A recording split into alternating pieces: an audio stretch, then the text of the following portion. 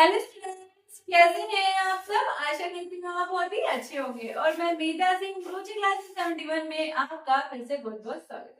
तो देखिए, आज हम संस्कृत में अपनी क्या करेंगे, आज हम संस्कृत में करेंगे अपने उच्चारण स्थान। क्या करेंगे? उच्चारण स्थान। तो चलिए आइए देख लेते हैं। इनसे हमारे बहुत सारे क्वेश्चन बनते हैं उच्चारण स्थान से। तो देखिए, उच्चारण स्थान अब हमारे होते क्यों हैं और ये हमारे कहाँ से बोलते हैं। देखिए, जिन वर्णों को उच्चारित करते समय हम अपने मुख जो हमारा होता है, मुख के जिन विभिन्न स्थानों का प्रयोग करते हैं, मुख के विभिन्न स्थान में तालु है, मूर्धा है, कंठ है, तो इन सब क्या करते हैं, इनके अलग विभिन्न स्थानों का प्रयोग करते हैं, वह उस वर्ण का उच्चारण स्थान माना जाता है। ठीक है, जिसका भी हम प्रयोग करते हैं उस वर्ण का वो उच्चारण स्थान माना जाता है। बोलते समय जो भी पार्ट हमारा एक्टिव रहता है वो उसका उच्चारण स्थान यहाँ पर माना जाता है। अब देखिए, उच्चारण स्थानों की संख्या हमारी 8 मानी गई है। संस्कृत में हमारे उच्चारण स्थानों की संख्या कितनी मानी गई है?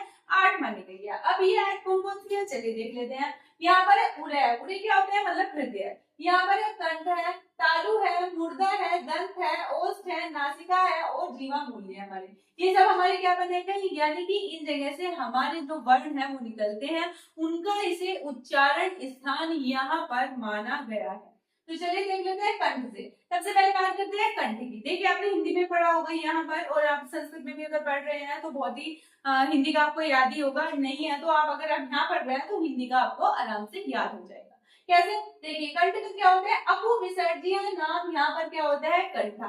अकु विसर्जनीय नाम कंठा। इसका क्या मतलब है? यानी कि ए का मतलब है यहाँ पर ए आ या फिर ए, यानी कि प्लूत वाला है हो या फिर आ हो या फिर आपका है हो। उनका उच्चारण स्थान अगर आपसे पूछा जाए तो वो हमारा क्या होता है? वो हमारा होता है यहाँ पर कंठ। कंठ यानी कि ये जो होता है हमारा गला, इसे बोलते हैं कंठ।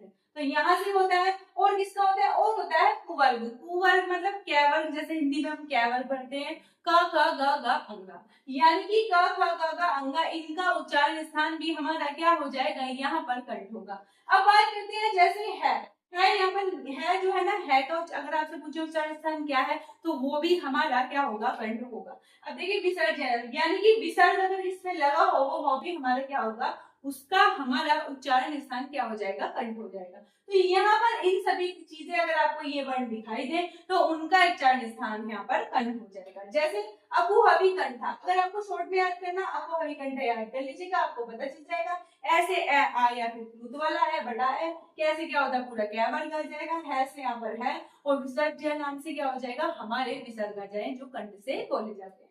अब बात करते हैं यहाँ पर तालु की। तालु का क्या होगा? यहाँ पर याद करना है इजु यशा नाम तालु। आपको ये भी याद रखना है, बहुत सी बार क्वेश्चन ये पूछ लेते हैं इसका पूरा सूत्र क्या है। तो यहाँ पर हमारा इसका सूत्र है तालु का, इजु यशा नाम तालु। अब इजु यशा नाम तालु है क्या हमारा? ई से देखिए क्या होता है, ई से हमारा ई आ जाएगी, बड़ी आ जाएगी, या फिर प्लूत भी जब ई बोलते हैं आपकी हो जाएगी। यहाँ पर अगर च की बात करूं, छू की बात करूं, तो यहाँ पर आएगा हमारा चैवर। चैवर कौन सा होता है? यहाँ पर चा छा जा जा क्या होता है? या। ये सारे क्या होते हैं? यानी कि इसके पांचों वर्ण पूरा चैवर बोलते हैं, टोटल पूरा ना बोल के चैवर बोलते हैं। उसमें जितने वर्ण आते हैं वो हमारे पांचों के पांचों यहाँ पर आ जाएंगे। बात करते हैं य और श, और क्या आएगा इसके अलावा? य और श भी हमारे क्या आएगा? यानी कि ये भी हमारा तालु से बोला जाता है। तो क्या हो जाएगा? ईशु यशा नाम तालु, यानी कि ई हमारा चैवर आ जाएगा और हमारा य होगा और श होगा, ये सब क्या होंगे? हमारे यहाँ पर तालु से बोले जाएंगे। अगर आपको शॉर्ट ट्रिक के रूप में याद रखना है तो आप इचु यश तालु याद कर सकते हैं। इचु यश तालु से ई हो गया, चैवर हो गया, यह हो गया, श बोल किससे बोले जाते हैं? ये हमारे यहाँ पर तालु से बोले जाते हैं। अब बात करते हैं मूर्धा से। ठीक है, मूर्धा से हमारे बोले जाने वाले वर्ण कौन से होते हैं? तो ऋतु रचा नाम मूर्धा।